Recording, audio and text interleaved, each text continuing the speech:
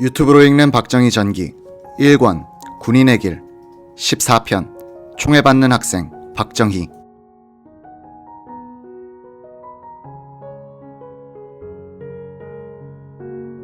(1936년 5월 7일) 대구 사범 육상대회에서 박정희는 800m 달리기 3조에 출전해 2등을 했다. 1등의 기록만 적혀 있는데 2분 21초 1. 그달 20일 박정희를 포함한 5학년생들은 일본으로 수학여행을 떠났다. 그날 부산항에서 연락선을 타고 시모노세키항에 닿았다. 그들은 열 이틀간 히로시마, 오사카, 나라, 도쿄, 가마쿠라, 니코 등지를 돌아다녔다. 박정희와 학생들이 가장 놀란 것은 숲이었다. 이정찬의 일기. 5월 21일 히로시마에서 오사카로. 수목이 올창하여 한층 원만한 빛이 보인다. 이러하기 때문에 사람들의 마음도 너그러운 것이다.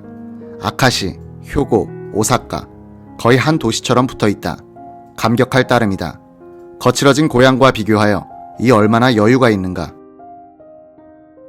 영웅숭배의 기질이 있던 박정희는 아마도 토쿠가와 이에야스의 무덤이 있는 니코의 동조궁에서 느낀 바가 있었을 것이다. 학생들은 도쿄에 있는 야스쿠니 신사에도 참배했다. 박정희 일행이 5월 31일에 학교로 돌아오자 기분 나쁜 소식이 기다리고 있었다. 기숙사생 23명이 장티푸스에 감염돼 비상방역체제였다. 6월 29일부터는 5학년생들이 농촌학교 위탁실습을 하게 됐다.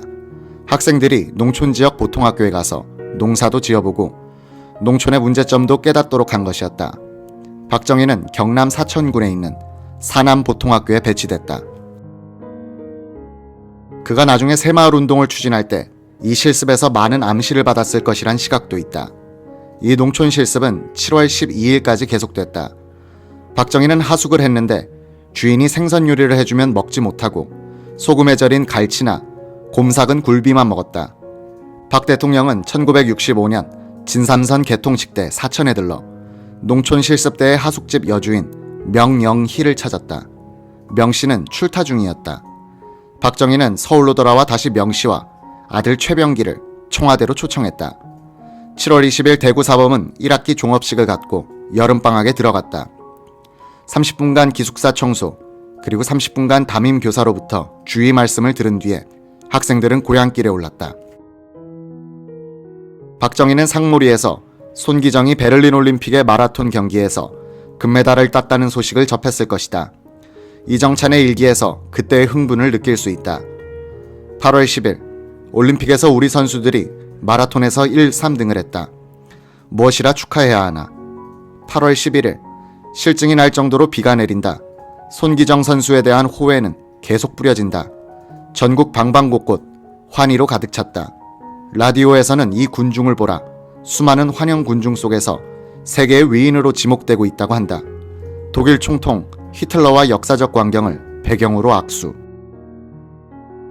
박정희는 8월 22일 대구 사범으로 돌아왔다. 여름방학이 끝난 것이다. 학우들은 모두 건재했다.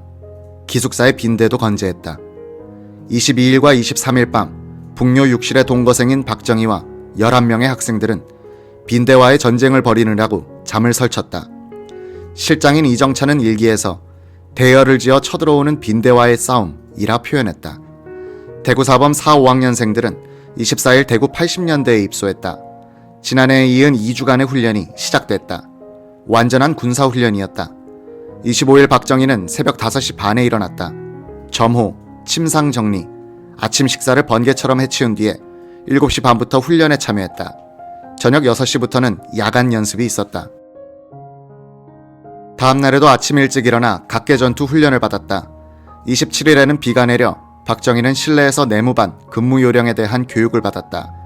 오후에는 사격 예행 연습을 했다. 이미 명사수로 정평이 나 있던 박정희에게 있어서는 즐거운 연습이었다. 저녁에는 학생들이 주보로 몰려가 군것질을 했다. 단팥죽 한 그릇을 사 먹기 위해 1시간을 기다리는 학생도 있었다. 밤에는 폭풍우가 있었다. 다음날 아침에 연병장에 나가니 죽은 참새들이 뒹굴고 있었다. 그런 참새들을 주워 모으니 새 양동이나 됐다. 오전에 사격 연습, 오후에는 사격, 밤에는 만화영화 상영이 있었다. 9월 1일에는 대구 사범의 교련주임인 아리카와 중자가 군인 치규의 대요라는 제목으로 강연을 했다. 다음 날에도 아리카와는 스페인 반란의 진상이란 제목으로 강연했다. 이 아리카와 중자는 육군 사관학교를 졸업한 엘리트 장교였다. 직급이 정6위 훈 4등으로서 교장 바로 아래였다. 그는 조선에서 활동하는 일본 사람들을 경멸하는 말들을 조선인 학생들 앞에서 노골적으로 했다. 일본인 교사들도 아리카와를 두려워했다. 그는 조선인 학생들 사이에서는 의외로 인기가 있었다. 민족 차별을 하지 않았기 때문이다. 아리카와는 박정희를 보쿠세이키라고 부르면서 귀여워했다. 총검수를 가르칠 때는 박정희를 시범조교로 불러냈다. 박정희가 보여주는 모범 동작은 직업군인 수준이었다. 그의 차렷 자세는 말뚝을 박아놓은 것 같았다. 학과 시간에는 빛을 보지 못했던 박정희지만 교련 시간만 되면 두각을 나타내는 것이었다. 박정희는 3학년 때는 소대장에 임명되기도 했고 그 뒤에는 나팔수를 지원하였다. 9월 30일은 추석이었다. 학교에서는 무슨 심술이 났는지 이날에도 학생들을 쉬게 해주지 않았다.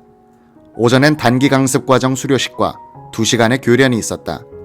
오후에는 기숙사의 대청소를 시키는 것이었다. 온건한 이정찬까지도 일기장에다. 외출할 수 없도록 대청소를 시킨 것 아닌가. 추석은 어디까지나 추석이다 라고 불평했다. 10월 19일 박정희는 학교 부설 수성농장에 가서 벼베기 실습을 했다.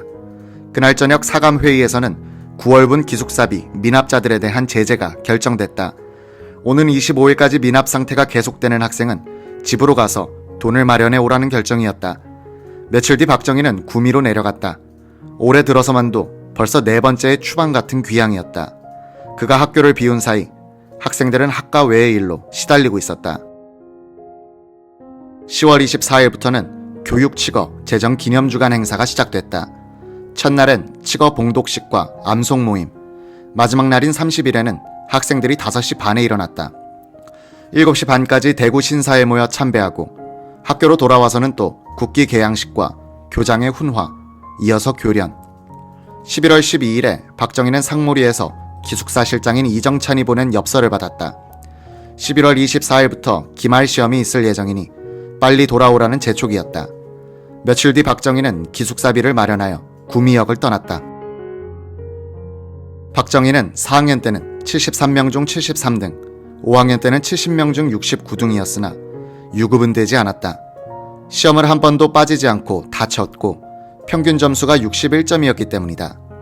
5학년 때만 장기 결석을 40일이나 하고도 이 정도 점수를 받았다는 것은 그의 머리가 좋다는 증거가 됐다. 12월 7일부터 박정희는 동급생들과 함께 대구 공립보통학교의 교생으로 배치돼 교사 실습을 하게 됐다. 다음날 오후에 기숙사로 돌아오니 수색이 있었음을 알게 됐다. 이정찬의 일기. 12월 8일, 오늘은 어두운 뒤에 돌아왔다. 도중 강습과생을 만났는데 기숙사에서는 무엇인지 시끄럽다. 우선 식당에 들어가 보니 친구들 중에는 무엇이 없어졌다고 한다. 그럼 나도 하고 조사해봤더니 저 스크랩북이 없었다. 이코마 선생이 조사했다고 한다. 12월 10일, 저녁 식사 후 교환을 만들고 있을 때 급사가 와서 기시 담임 선생이 부른다고 한다. 스크랩 때문이었다. 다른 사람들도 무엇인가 있어 호출되고 있다. 그것은 3년 전의 일이다. 그래도 효력이 있는지 저러한 것을 무엇인가의 증거로 보관이라도 하면 곤란하다. 내용보다도 표면의 사안을 갖고 다스리려고 하니까.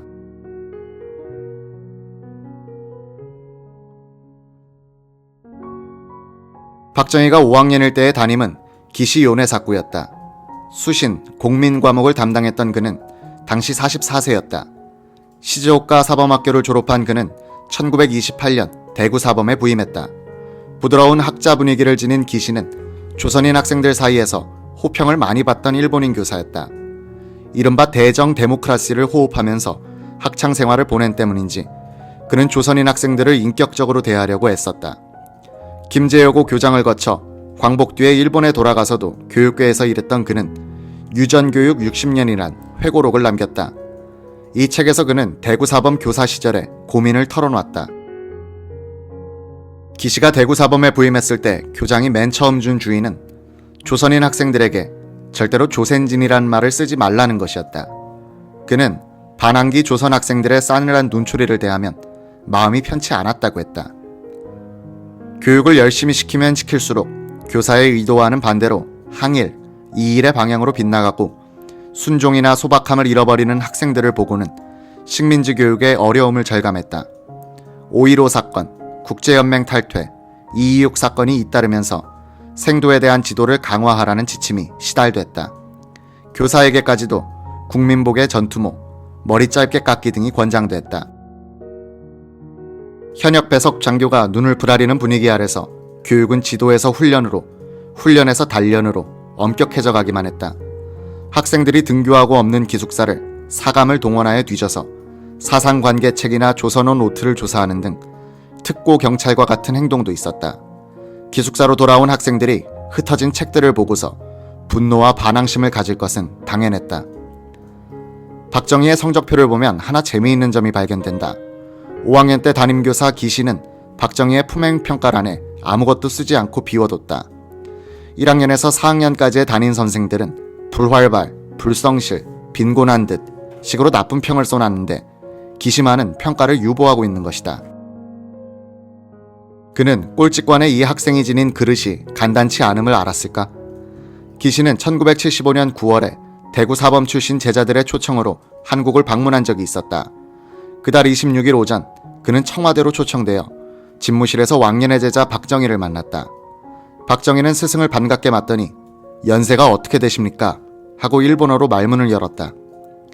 70을 넘겼습니다. 설마 그럴 리가요. 아주 젊게 보입니다. 사범학교 시절에는 올백을 한 머리가 새까만 선생님이셨는데. 박 대통령은 양해를 구했다. 선생님, 저의 일본어는 이해하시기가 어려우실 겁니다. 관저에서는 일본 사람들을 공적으로 만나게 되므로 일본어를 쓰지 않습니다. 그러나 일본어를 알아듣는 데는 전혀 문제가 없으니까 안심하시고 말씀해 주십시오. 기시가 들어보니 박정희의 일본어는 정확무비했다. 그는 박정희와의 대화에서 일본 육사에서 단련된 정확, 신속, 실천, 과감한 기풍을 느낄 수 있었다는 것이다. 기시를 안내해온 대구사범 출신 인사 두 사람이 박 대통령에게 한국말로 설명을 하는 바람에 잠시 기시는 대화에서 소외됐다. 이를 눈치챈 대통령은 자연스럽게 다시 일본어로 대화를 이어갔다. 기시는 대담한 결단과 세심한 배려를 공유한 지도자상을 느낄 수 있었다. 기시는 종전 후 미국이 일본에 이식시킨 633의 교육제도가 혼란을 가져왔다고 불평을 했다. 그러면서 한국에 와보니 건국의 이상이 초, 중, 고등학교에 잘 침투되어 있는 것을 볼 수 있어 감동했다고 말했다. 박 대통령은 쓴 웃음을 지으면서 말했다.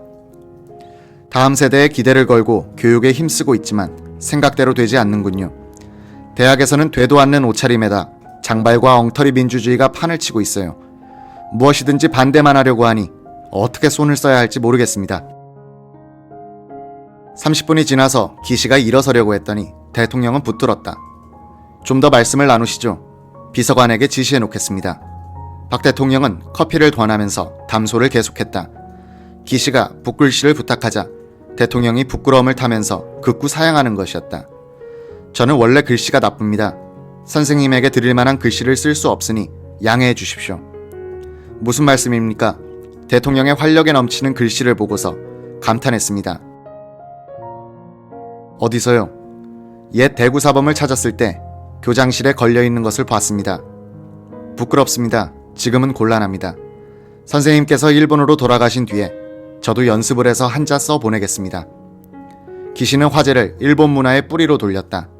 중국 문화가 한반도를 거쳐 일본으로 건너간 과정에 대해 설명하자 박정희는 인사치레의 말로 넘기고는 이런 이야기를 했다. 일본에는 문화를 받아들이는 데 있어서 우수한 민족성의 기반이 있습니다. 한반도에서 문화인과 기술자가 일본에 건너가서 정착, 이들이 또 독자적인 일본 문화를 만들었죠. 유교로 말할 것 같으면 본산인 중국에서는 쇠퇴하고 우리나라에 들어와서 일시적으로 눈부신 발전을 했지만 여기서도 형해화하고 말았고 유독 일본에서만 일본 유학으로 대성했습니다. 한국의 유교는 공자묘 등 각지의 형식상 남아있기는 하지만 본질은 이미 죽어버렸습니다. 대구사범 시대의 배운 이야기 가운데 지금도 잊지 않고 있는 것이 있습니다. 에도의 학숙에서 공맹의 가르침을 강론하는 자리에서 야마자키라는 사람이 제자들에게 물었습니다. 만약 공자, 맹자가 군대를 이끌고 일본을 침략해오면 어떻게 할 것인가? 제자들은 대답을 잘 하지 못했습니다. 야마자키 선생이 말하기를 우리는 즉시 공맹을 맞아 싸워 그들을 포로로 삼아야 한다. 이것이 바로 공맹의 가르침이다. 라고 했습니다. 학문이란 것은 이렇게 살려가지 않으면 안 됩니다. 일본에서는 공자 맹자가 살아서 대성하였습니다. 박정희는 일본의 주체적인 외래사상 선별 수용과 한국의 사대적인 외래사상 추종을 비교한 것이다. 50분이 지났다. 박 대통령은 5학년 때의 담임 기시가 시간을 너무 빼앗는다고 미안해하니까 선생님, 우리 나가서 기념사진이라도 라고 했다. 집무실의 작은 문을 열고 바깥으로 나가니 초가을의 햇볕이 좋았다. 박정희는 관절을 삥 두르고 있는 국화 화분을 가리키면서 저는 국화를 가장 좋아합니다. 지금은 국화의 계절, 일본의 국화도 아름답죠.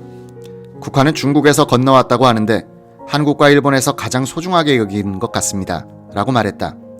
박정희는 기시를 배웅하기 위해 본관 현관을 내려오면서 이렇게 말했다는 것이다.